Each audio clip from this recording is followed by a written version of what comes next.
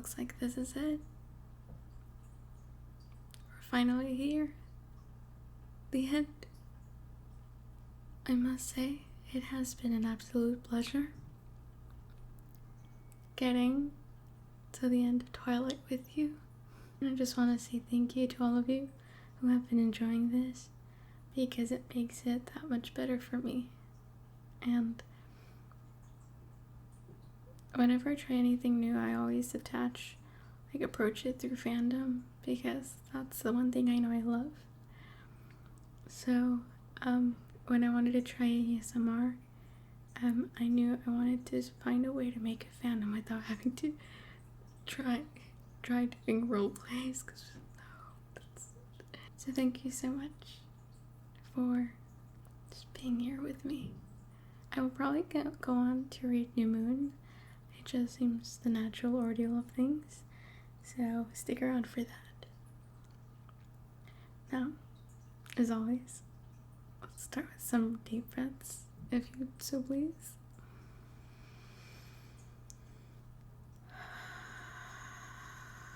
Okay, so please take a deep breath. Inhale. Exhale.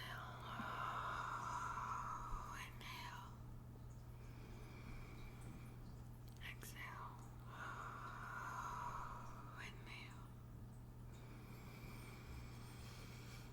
Inhale. Exhale.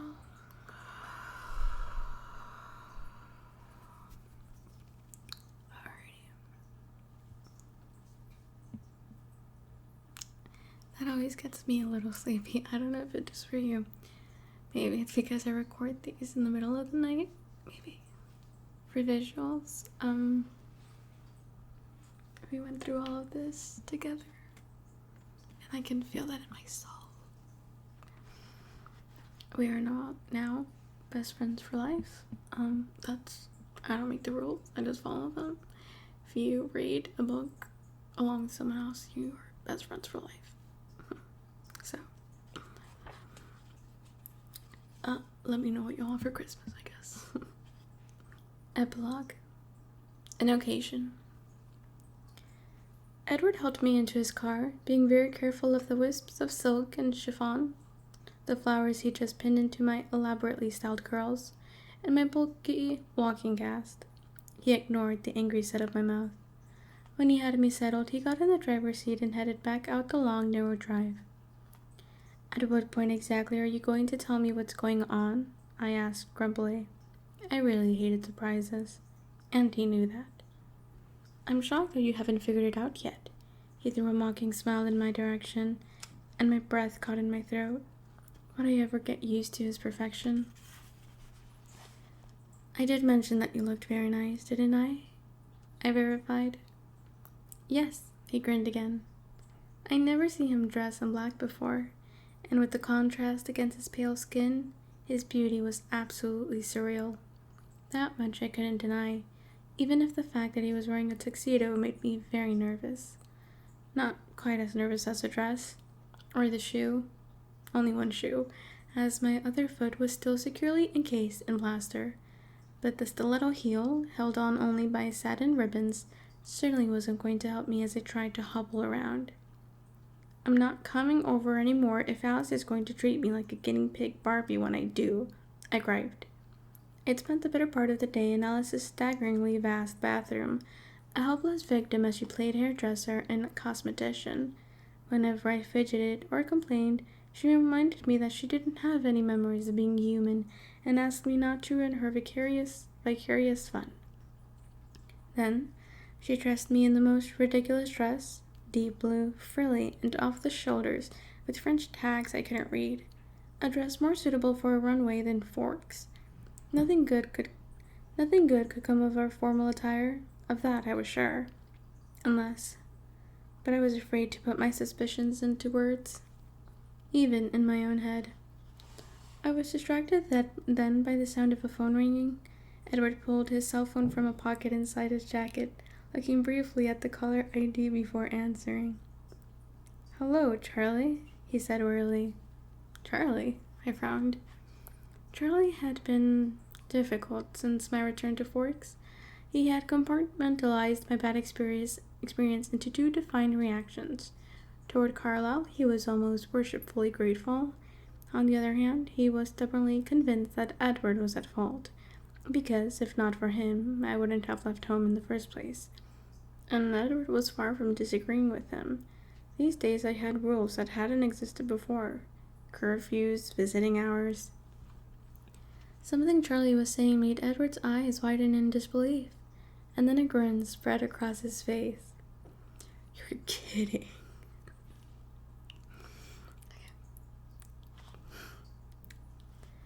You're kidding, he laughed. What is it? I demanded. He ignored me. Why don't you let me talk to him? Edward suggested with evident pleasure. He waited for a few seconds. Hello, Tyler. This is Edward Cullen. His voice was very friendly on the surface. I knew it well enough to catch the soft edge of menace. What was Tyler doing at my house? The awful truth began to dawn on me. I looked again at the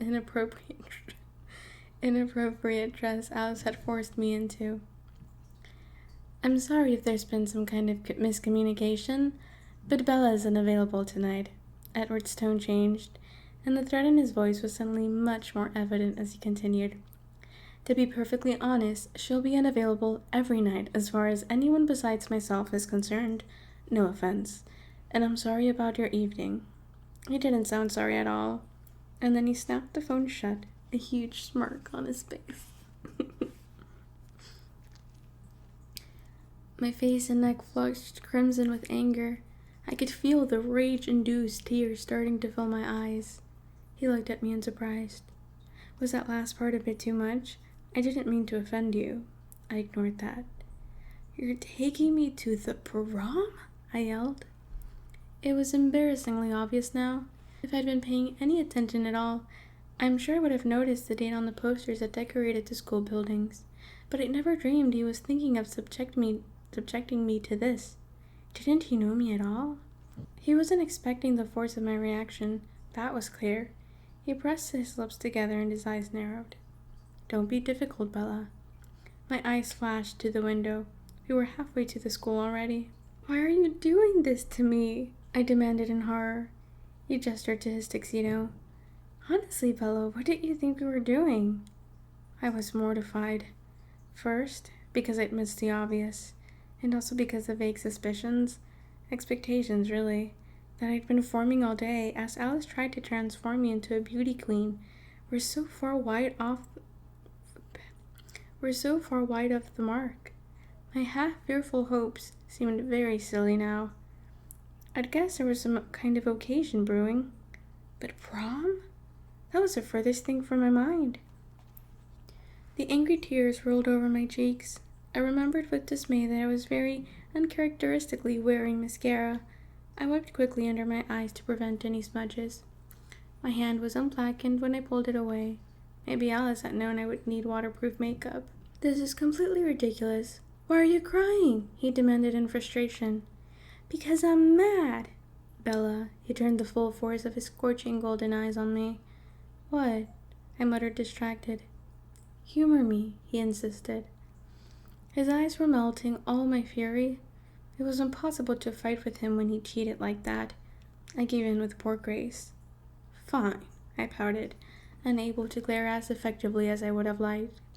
I'll go quietly, but you'll see. I'm way overdue for more bad luck. I'll probably break my other leg. Look at this shoe. It's a death trap. I held out my good leg as evidence. He stared at my leg longer than was necessary. Remind me to thank Alice for that tonight. Alice is going to be there? That comforted me slightly. With Jasper and Demet and Rosalie, he admitted. The feeling of comfort disappeared. There had been no progress with Rosalie, though I was on quite good terms with her sometimes husband. Emmett enjoyed having me around. He thought my bizarre human reactions were hilarious, or maybe it was just the fact that I felt down a lot that he found so funny. Rosalie acted as if I didn't exist. While I shook my head to dispel the direction my thoughts had taken, I thought of something else. Is Charlie in on this? I asked, suddenly suspicious. Of course, he grinned and then chuckled. Apparently Tyler wasn't, though. I gritted my teeth. How Tyler could be so delusional, I couldn't imagine. At school, where Charlie couldn't interfere, Edward and I were inseparable, except for those rare sunny days. You were at the school now, Rosalie's red convertible.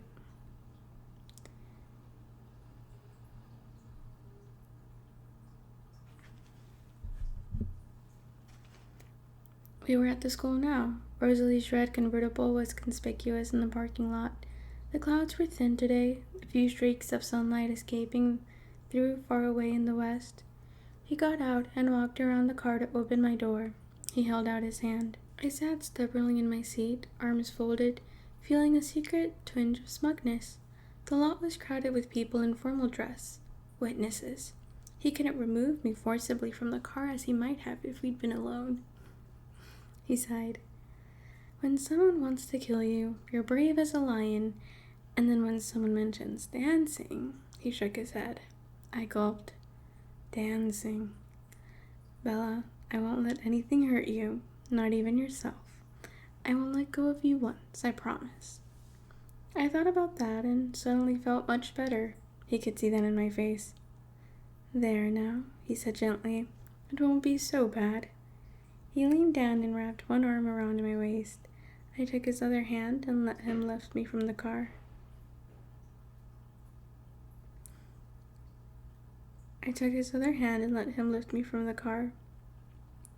He kept his arm tightly around me, supporting me as I limped toward the school. In Phoenix, they held proms in hotel ballrooms. This dance was in the gym, of course. It was probably the only room in town big enough for a dance. When we got inside, I giggled. There were actual balloon arches and twisted garlands of pastel crepe paper. Been a while since we encountered such a foe. Crepe? No, that makes no sense. Crepa? Paper festooning the walls. This looks like a horror movie waiting to happen, I snickered. Well, he muttered as we slowly approached the ticket table. He was carrying most of my weight, but I still had to shuffle and wobble my feet forward. There are more than enough vampires present. I looked at the dance floor. A wide gap had formed in the center of the floor, where two couples whirled gracefully.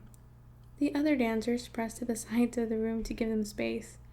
No one wanted to stand in contrast with such radiance. Emmett and Jasper were intimidating and flawless in classic tuxedos. Alice was striking in a black satin dress with geometric cutouts that bared large triangles of her snowy white skin. And Rosalie was... Well, Rosalie. She was beyond belief. Her vivid scarlet dress was backless, tied to her calves. How can I not know how to pronounce calves? Calves, right? Don't mind me, I'm having a quick existential crisis. Calves? Yeah. Where it flared into a wide, ruffled train with a neckline that plunged to her waist. I pitied every girl in the room, myself included. Do you want me to bolt the doors so you can massacre the unsuspecting townsfolk? I whispered conspiratorially. And where do you fit into that scheme? He glared. Oh, I'm with the vampires, of course. I love that line, I do. He smiled reluctantly. Anything to get out of dancing. Anything. He bought her tickets, then turned me toward the dance floor. I cringed against his arm and dragged my feet. I've got all night, he warned. Eventually he towed me out to where his family was twirling elegantly, if in a style totally unsuitable to the present time in music. I watched in horror. Edward. My throat was so dry I could only manage a whisper. I honestly can't dance. I could feel the panic bubbling up inside my chest. Don't worry, silly, he whispered back. I can. He put my arms around his neck and lifted me to slide his feet under mine. And then we were whirling too. I feel like I'm 5 years old, I laughed after a few minutes of effortless waltzing. You don't look 5, he murmured, pulling me closer for a second so that my feet were briefly a foot from the ground. Alice caught my eye on the turn and smiled in encouragement. I smiled back. I was surprised to realize that I was actually enjoying myself. A little. Okay, this isn't half bad, I admitted. But Edward was staring towards the door, and his face was angry. What is it? I wondered aloud. I followed his gaze, disoriented by the spinning, but finally I could see what was bothering him. Jacob Black, not in a tux, but in a long-sleeved white shirt and tie, his hair smoothed back into his usual ponytail, was crossing the floor toward us. After the first shock of recognition, I couldn't help but feel bad for Jacob. He was clearly uncomfortable, excruciatingly so. His face was apologetic as his eyes met mine. Edward snarled very quietly. Behave, I hissed. Edward's voice was scathing. He wants to chat with you. Jacob reached us then, the embarrassment and apology even more evident on his face. Hey, Bella, I was hoping you would be here. Jacob sounded like he'd been hoping the exact opposite, but his smile was just as warm as ever. Hi, Jacob, I smiled back. What's up? Can I get in? He asked tentatively, glancing at Edward for the first time. I was shocked to notice that Jacob didn't have to look up. He must have grown half a foot since the first time I'd seen him. Edward's face was composed, his expression blank. His only answer was to set me carefully on my feet and take a step back. Thanks, Jacob said amiably. Amiably. Edward just nodded, looking at me intently before he turned to walk away. Jacob put his hands on my waist, and I reached up to put my hands on his shoulders. Wow, Jake, how tall are you now? He was smug. 6'2". We weren't really dancing. My leg made that impossible. Instead, we swayed awkwardly from side to side without moving our feet. It was just as well. The recent growth spurt had left him looking ganglion and coordinated. He was probably no better a dancer than I was. So, how did you end up here tonight? I asked without true curiosity. Considering Edward's reaction, I could guess. Can you believe my dad paid me $20 to come to your prom? He admitted, slightly ashamed. Yes, I can, I muttered. Well, I hope you're enjoying yourself at least. Seen anything you like? I teased, nodding toward a group of girls lined up against the wall like pastel confections. Yeah, he sighed, but she's taken. He glanced down to meet my curious gaze for just a second, then we both looked away embarrassed. You look really pretty, by the way, he added shyly. Thanks. So why did Billy pay you to come here? I asked quickly, though I knew the answer. Jacob didn't seem grateful for the subject change. He looked away, uncomfortable again. He said it was a safe place to talk to you. Sure, the old man is losing his mind. I joined in his laughter weakly. Anyway, he said that if I told you something, he would get me that master cylinder I need, he confessed with a sheepish grin. Tell me then. I want you to get your car finished. I grinned back. At least Jacob didn't believe any of this. It made the situation a bit easier. Against the wall, Edward was watching my face, his own face expressionless. I saw a sophomore in a pink dress eyeing him with timid speculation, but he didn't seem to be aware of her. Jacob looked away again, ashamed. Don't get mad, okay? There's no way I'll be mad at you, Jacob, I assured him. I won't even be mad at Billy. Just say what you have to. Well, this is so stupid. I'm sorry, Bella. He wants you to break up with your boyfriend. He asked me to tell you, please. He shook his head in disgust. He's still superstitious, huh? Yeah, he was kind of over the top when you got hurt down in Phoenix. He didn't believe. Jacob trailed off self-consciously. My eyes narrowed. I fell. I know that, Jacob said quickly. He thinks Edward had something to do with me getting hurt? It wasn't a question, and despite my promise, I was angry. Jacob wouldn't meet my eyes. We weren't even bothering to sway to the music, though his hands were still on my waist and mine around his neck. Look, Jacob, I know Billy probably won't believe this, but just so you know, he looked at me now, responding to the new earnestness in my voice. Edward really did save my life. If it weren't for Edward and his father, I'd be dead. I know, he claimed, but he sounded like my sincere words had affected him some. Maybe he'd be able to convince Billy of this much, at least. Hey, I'm sorry you had to come do this, Jacob. I apologized. At any rate, you get your parts, right? Yeah, he muttered. He was still looking awkward, upset. There's more? I asked in disbelief. Forget it, he mumbled. I'll get a job and save the money myself.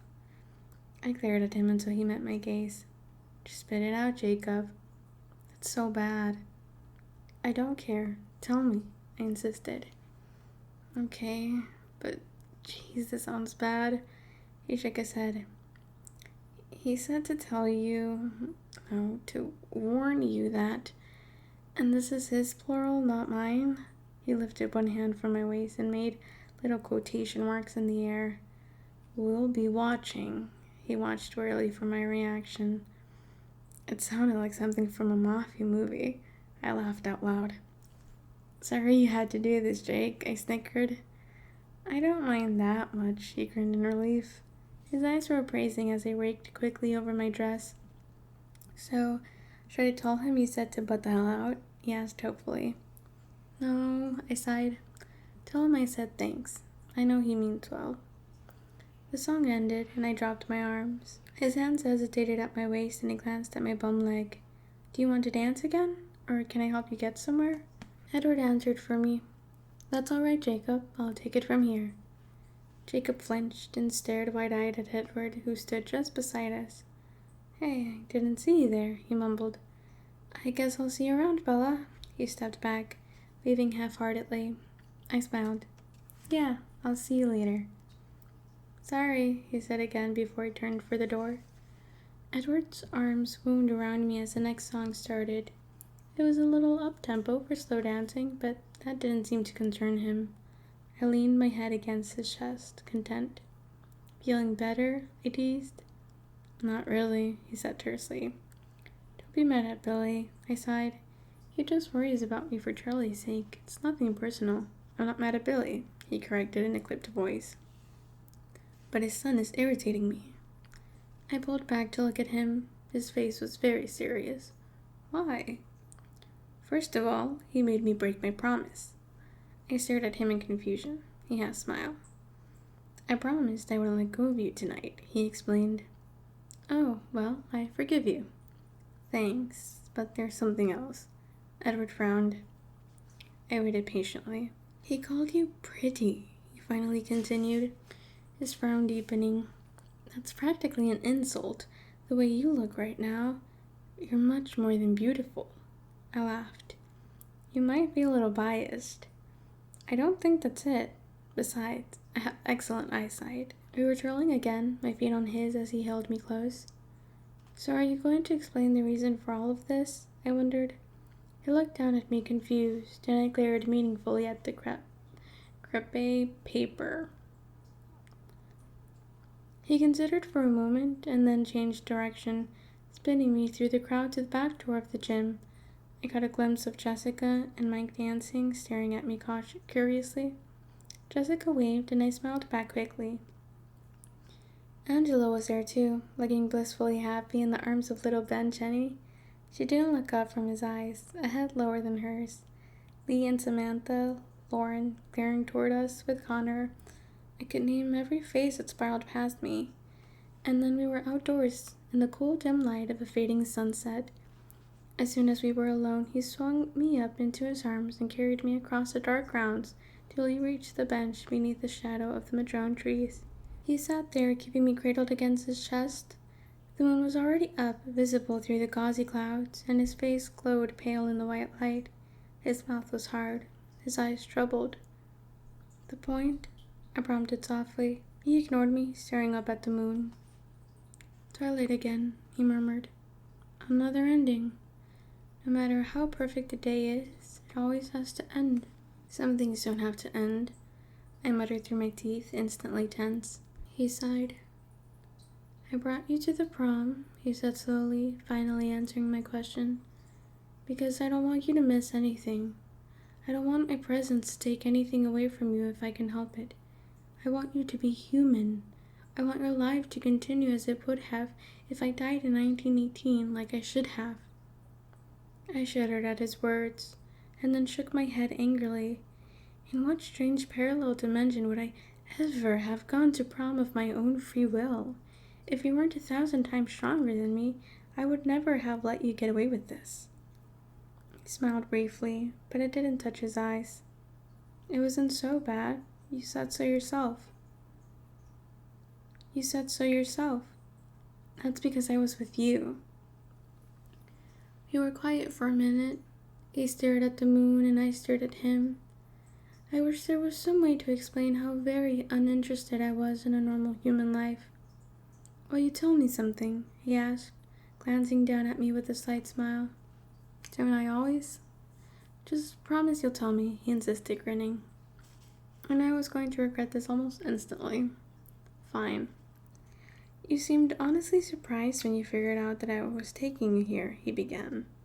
I was, I interjected. Exactly, he agreed. But you must have had some other theory. I'm curious. What did you think I was dressing you up for? Yes, instant regret. I pursed my lips, hesitating. I don't want to tell you. You promised, he objected. I know. What's the problem? I know he thought it was mere embarrassment holding me back. I think it will make you mad. Or sad. His brows pulled together over his eyes as he thought that through. I still want to know, please. I sighed. He waited. Well, I assumed there was some kind of occasion, but I didn't think it would be some trite human thing. Prom? I scoffed. Human? He asked flatly. He'd picked up on the key word. I looked down at my dress, fidgeting with the stray piece of chiffon. He waited in silence. Okay, I confessed in a rush. So I was hoping that you might have changed your mind, that you were going to change me, after all. A dozen emotions played across his face. Some I recognized. Anger, pain, and then he seemed to collect himself and his expression became amused.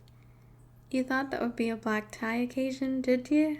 He teased, touching the lapel of his tuxedo jacket. I scowled to hide my embarrassment. I don't know how these things work. To me, at least, it seemed more rational than prom does. He was still grinning. It's not funny, I said. No, you're right. It's not. He agreed, his smile fading. I'd rather treat it like a joke, though, than believe you're serious. But I am serious. He sighed deeply. I know. And you're really that willing. The pain was back in his eyes. I bit my lip and nodded. So ready for this to be the end, he murmured, almost to himself. For this to be the twilight of your life. Though your life has barely started, you're ready to give up everything. It's not the end. It's the beginning, I disagreed under my breath. I'm not worth it, he said sadly. Do you remember when you told me that I didn't see myself very clearly? I asked, raising my eyebrows. You obviously have the same blindness. I know what I am, I sighed. But his mercurial mood shifted on me. He pursed his lips, and his eyes were probing. He examined my face for a long moment. You're ready now, then? He asked. I gulped. Yes? He smiled, and inclined his head slowly until his cold lips brushed against the skin just under the corner of my jaw. Right now, he whispered, his breath blowing cool on my neck. I shivered involuntarily. Yes, I whispered, so my voice wouldn't have a chance to break. If he thought I was bluffing, he was going to be disappointed. I'd already made this decision, and I was sure. It didn't matter that my body was rigid as a plank, my hands balled into fist, my breathing erratic. He chuckled darkly and leaned away. His face did look disappointed. You can't really believe that I would give in so easily, he said with a sour edge to his mocking tone. A girl can dream. His eyebrows rose. Is that what you dream about? Being a monster? Not exactly, I said, frowning at his word choice. Monster indeed. Mostly, I dream about being with you forever. His expression changed, softened and saddened by the subtle ache in my voice. Bella, his fingers lightly traced the shape of my lips. I will stay with you. Isn't that enough? I smiled under his fingertips. Enough for now. He frowned at my tenacity. No one was going to surrender tonight. He exhaled, and the sound was practically a growl. I touched his face. Look, I said. I love you more than everything else in the world combined. Isn't that enough? Yes, it is enough, he answered, smiling. Enough for forever. And he leaned down to press his cold lips once more to my throat.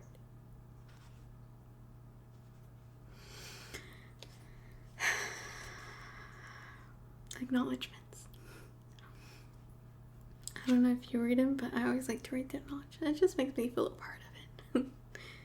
A huge thank you to my parents, Steve and Candy, for a lifetime of love and support, for reading great books to me when I was young, and for still holding my hand through the things that make me nervous.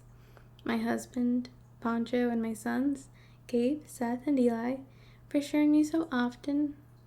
For sharing me so often with my imaginary friends. My friends at Writer House, Genevieve, no idea how to pronounce that, for giving me that first chance, and my agent, Jody Reamer, for turning the most unlikely dreams into realities. My editor, Megan Tingley, for all her help in making Twilight better than it started out. My brothers, Paul and Jacob, for their expert advice on all my automotive questions. And my online family, the talented staff and writers at fansofrealitytv.com, particularly Kimberly, Shazzer, and Colin Montana, for the encouragement, advice, and inspiration.